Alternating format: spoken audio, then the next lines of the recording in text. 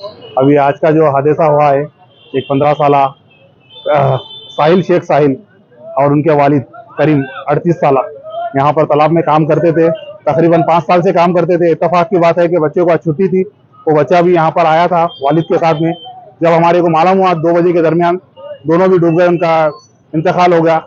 जैसे बॉडी निकाल रहे बोल के इतला मिली यहाँ से, तो हम फौरी तौर पे यहाँ पर पहुंचे।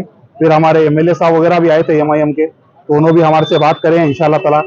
बिल्कुल हमारे को तो अब वहाँ पर कोई जरिया नहीं है, हमारे खलीरे बहन है उन्होंने, तो उनका कोई जरिया बनने के लिए इंशाल्लाह ताला आप लोग भी एक आगे बढ़ के काम करना उनके लिए, क्योंकि दो भी जिम्मेदार थे। एक बच्चा था 15 साल का, एक उनके वालिद थे, दोनों का भी इंतकाल हो चुका है।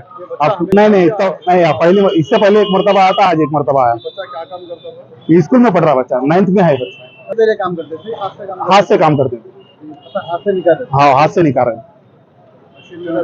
मशीन नहीं होने की तरफ से हाथ से निकाल रहे थे, तो इत्तेफाक बीच में जाके दोनों की भी डूब गए। यानी 1.5 होगा बल्कि ही मालूम हुआ हमारे को, रास्ते में आ रहे थे हम लोग।